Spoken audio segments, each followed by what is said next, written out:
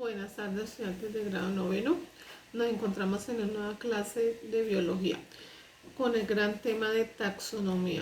Bueno, en la clase pasada vimos generalidades de los reinos, los 5 reinos. Hoy vamos a hablar un poquito más sobre 3 reinos: el reino Monera, el reino Protisto y el reino Fungi. Entonces iniciamos con el reino Protisto.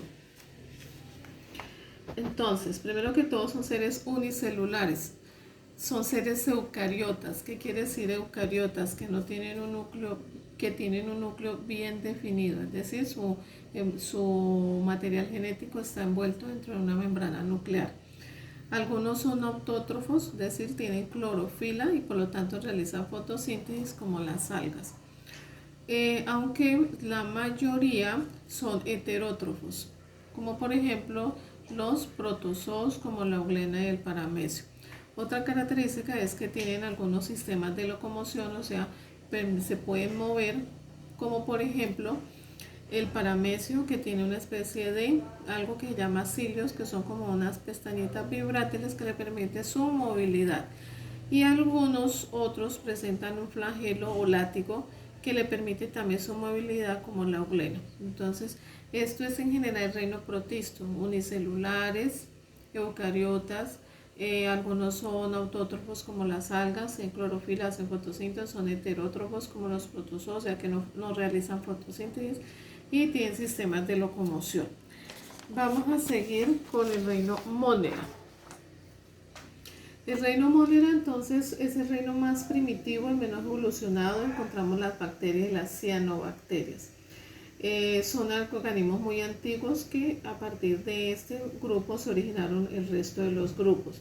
Son procariotas. Acuérdense que procariotas quiere decir que no tienen un núcleo bien definido. Son los únicos, el único reino que es procariota. Son celulares, tienen pared celular. En su mayoría son heterótrofos, aunque hay unos pocos que son autótrofos, que son las cianobacterias, y realizan fotosíntesis, entonces tienen clorofila, pero son muy pocos. La reproducción es asexual, es decir, que no hay unión de células sexuales o gametos.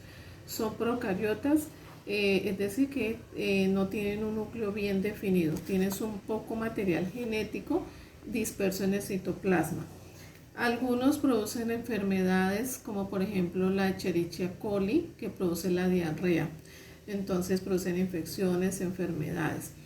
Aunque muchas de estas bacterias hay que agradecerles que son muy importantes ecológicamente. ¿Por qué?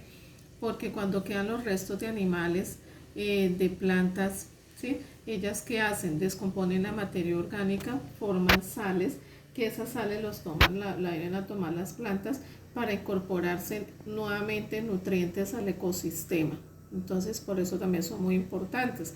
Es decir, no todas las bacterias son dañinas o perjudiciales.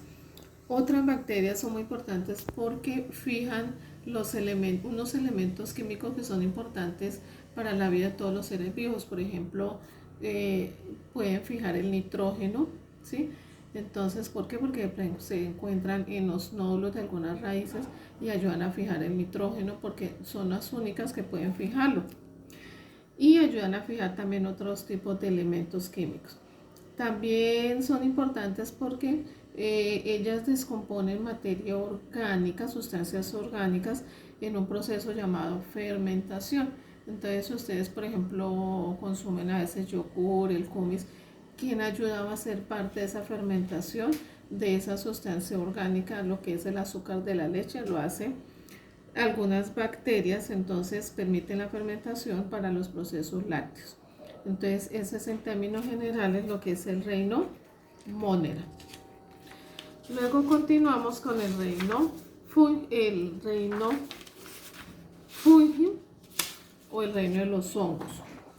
Primero que todo, también son eucariotas, que acuérdense, eucariotas que tienen un núcleo bien definido, es decir, tienen su material genético envuelto en una membrana nuclear. Algo importante, en un tiempo se consideraban plantas, digamos así, por su apariencia, pero luego se descubrió que no tenían clorofila. Entonces, como no tienen clorofila, no hacen fotosíntesis.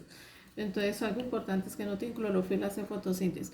¿Por qué de pronto los ubicaron dentro de las plantas? Porque ellas tienen también pared celular de quitina o celulosa, ¿sí? Pero es lo único como parecido con las plantas que tienen pared celular. Su reproducción puede ser sexual o asexual. Generalmente tienen ciclos de reproducción donde está la fase sexual y la asexual. La mayoría son microscópicos, aunque también nosotros conocemos muchos que son macroscópicos y algunos son comestibles, como el champiñón.